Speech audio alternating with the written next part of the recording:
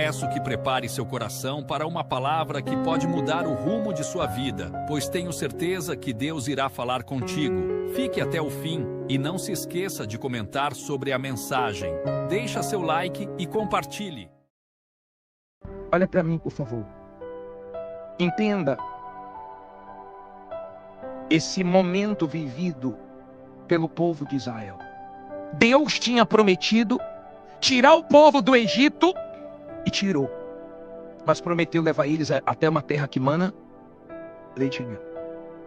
Tudo que Deus promete, Deus cumpre. E a sua fé precisa estar apoiada na promessa de Deus, na palavra de Deus. Quem promete é fiel. Quando a sua fé está na palavra de Deus, na promessa de Deus, cedo ou tarde, o que ele prometeu acontece. Agora, entenda. Quando chegaram perto da terra prometida, Moisés separou 12 homens e disse assim, vocês vão espiar a terra para ver se é a terra que mana leite e mel. E os 12 saíram para espiar a terra. Quando eles voltaram com um relatório, 10 esmoreceram, se intimidaram, ficaram com medo do que viram. E 2 reagiram diferentes diante da mesma situação. O que isso quer dizer? Entenda, por favor. Diante das dificuldades, você mostra o que tem dentro de você.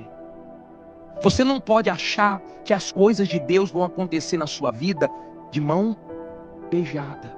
Você não pode achar que você vai vir aqui, vai ficar de braços cruzados e vai começar a ser abençoado. Não é assim que funciona. Deus abençoa, mas Ele não facilita. Deus permite as dificuldades para nos fazer forte. E a Bíblia diz assim no versículo 30, Números 13:30. Então Caleb fez calar o povo perante Moisés e disse, certamente subiremos e possuiremos em herança, porque seguramente prevaleceremos contra ela. Olha para mim, por favor. Foram 12 espias. Eu tenho certeza que você só sabe o nome de 2. Como era o nome dos 2? Josué e Caleb.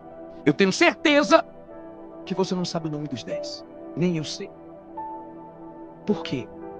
Porque as pessoas que desanimam, que ficam com medo, você não vê Deus abençoar um medroso na Bíblia. Você não vê Deus abençoar os medrosos. Deus manda voltar os tímidos e medrosos.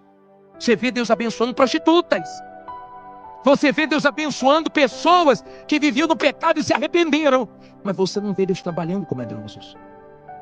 E os 10 ficaram com medo dos gigantes. Deus falou da terra prometida, mas não falou dos gigantes. E quando eles viram os gigantes, eles se apavoraram. Por que Deus não falou? Vamos ler, vamos entender isso aqui. Sabe por que Deus não falou? Porque para Deus, os nossos problemas não significam nada. Para Deus, aquilo que é dificuldade para nós, para Ele não é nada. Então Deus não falou dos gigantes. Porque quando nós confiamos nele, nós vencemos qualquer gigante, até o que é mais forte do que nós. Aí ele diz assim, 31. Porém os homens que com ele subiram disseram, não poderemos subir contra aquele povo, porque é mais forte do que nós. Infamaram a terra que tinham espiado, dizendo aos filhos de Israel, a terra pela qual passamos a espiá-la é terra que consome os seus moradores. E todo o povo que vimos nela são homens de grande estatura. Também vimos ali gigantes, filhos de Anak, descendentes dos gigantes. E éramos aos nossos olhos como gafanhotos. E assim também éramos aos seus olhos. Olha para mim, por favor. Eles começaram a se enxergar como gafanhoto. Eles começaram a se enxergar pequenos. E começaram a enxergar os inimigos grandes. É tudo que o diabo quer. Deus nunca gostou de ver o povo dele se diminuindo. Deus nunca gostou de ver o povo dele se inferiorizando. Pelo contrário, Deus quer ver você crescendo na hora da dificuldade, não diminuindo. E eles começaram a pensar, nós somos como gafanhotos, nós estamos perdidos. Essa terra é terra que devora, é terra de gigantes, não tem espaço para nós nessa terra. E começaram a inflamar o povo. Escute uma coisa, cuidado com quem você conversa. Eva conversou com a serpente e se deu mal. Quando você conversa com o diabo, você fica fraco. Quando você conversa com pessoas negativas, você fica negativo. Quando você conversa com pessoas de fé, você fica forte. Cuidado com quem você conversa. E tenha visão. Porque eles esqueceram do Deus que prometeu e consideraram o que estavam vendo. Pare de considerar o que você está vendo. Porque o que você está vendo por pouco tempo. Porque daqui a pouco você não vai ver mais, porque Deus vai te honrar. Entenda, por favor. Que maneira eu devo me enxergar, bispo? Da maneira que a Bíblia ensina eu me enxergar. Como é que a Bíblia me ensina? Como é que eu tenho que me enxergar? Romanos 8,37 manda eu me enxergar como mais que vencedores, olha só. Mas em todas essas coisas, somos mais que vencedores. Complete. Olha para mim. Eu me vejo como mais que vencedor, porque é assim que a Bíblia ensina a me ver. A Bíblia ensina eu me enxergar como sal da terra, Mateus 5,13. Como luz do mundo. Eu não posso me enxergar como o diabo quer que eu me enxergue. Como é que eu devo me enxergar? Mais que vencedor, luz, sal. O que eu posso? Eu posso o que a Bíblia diz que eu posso. Filipenses 4,13. Eu posso tudo naquele que me fortalece. Deus me fortalece. A palavra de Deus me fortalece. Eu não sou o que falo, eu não sou o que penso. Você não é o que fulano Beltrano disse de você. Você é o que você crê. Se você crê, então você é o que você crê e acabou. Goste quem gostar, fale quem quiser. Amém? É a maneira que você se vê. Uma vez, o auxiliar do profeta Eliseu acordou. E quando ele olhou, a casa estava cercada de inimigos. E quando a casa estava cercada de inimigos, ele ficou apavorado, em desespero. E ele disse para Eliseu, estamos perdidos. Eliseu falou, Deus, abre a visão dele. E quando Deus abriu a visão dele, ele viu que maior os que estavam com ele do que os inimigos. Diga, maior o que está comigo. Quando você tem visão da grandeza de Deus, você não entra em desespero. Sempre maior que está com você. A terça parte dos demônios caíram. Aliás, a terça parte dos anjos caíram e viraram demônios. De cada 3 caiu 1. Ficaram quantos? Para cada demônio tem 2 anjos. Sempre maior que vai estar conosco. Sempre. Você não tem que ter medo. Agar ficou em desespero, porque ela pensou que ia perecer, se afastou do filho, como se o filho fosse morrer, e o anjo veio e abriu a visão dela, e ela enxergou um poço. Quando você entra em desespero, você não enxerga o que está na sua frente. Quando você está em desespero, você não pensa, então você não enxerga a saída. E é tudo o que o diabo quer, te ver em desespero, te ver fraco. O anjo abriu a visão dela, ela viu o poço, e o problema foi resolvido.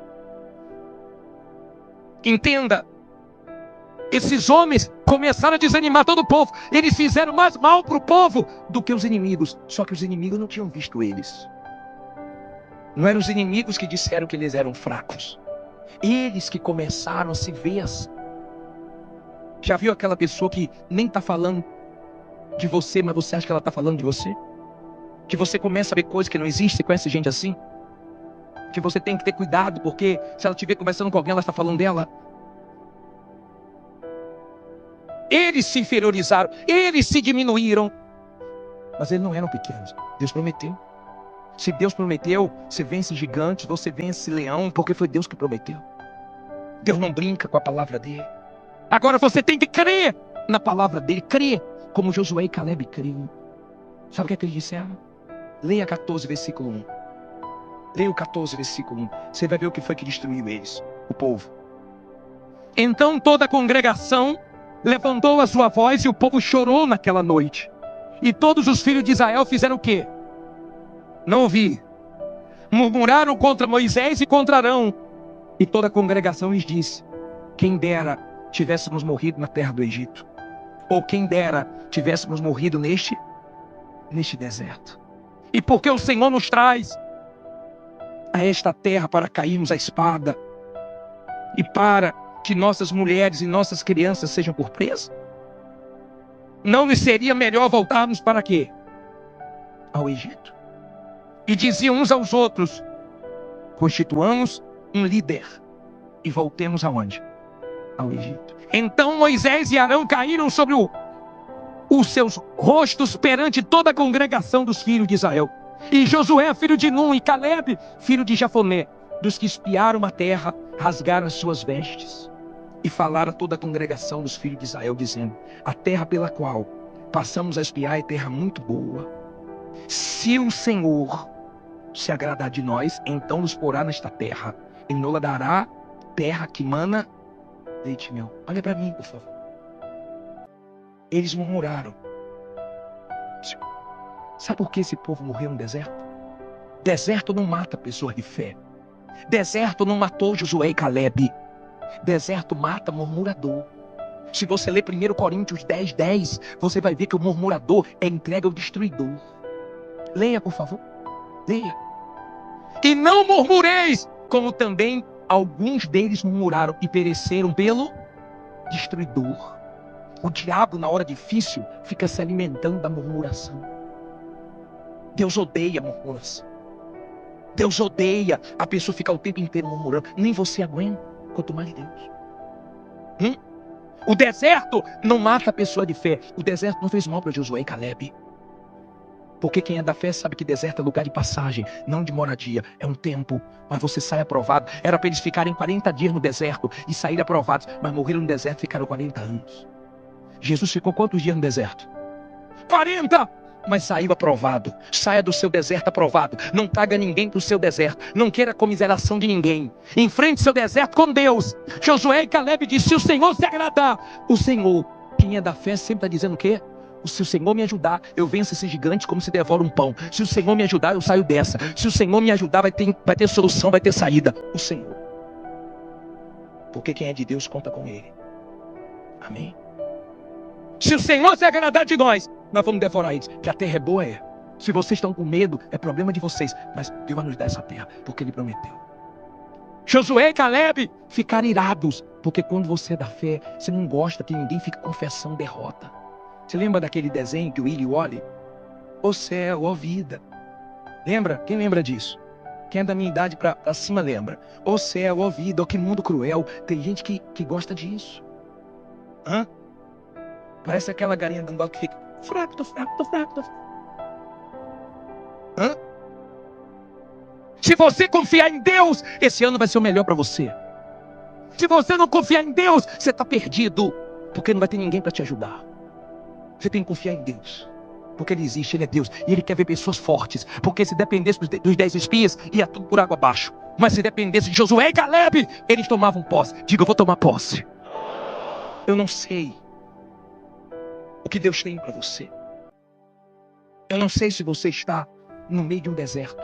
Mas mesmo dando tudo errado, confie em Deus.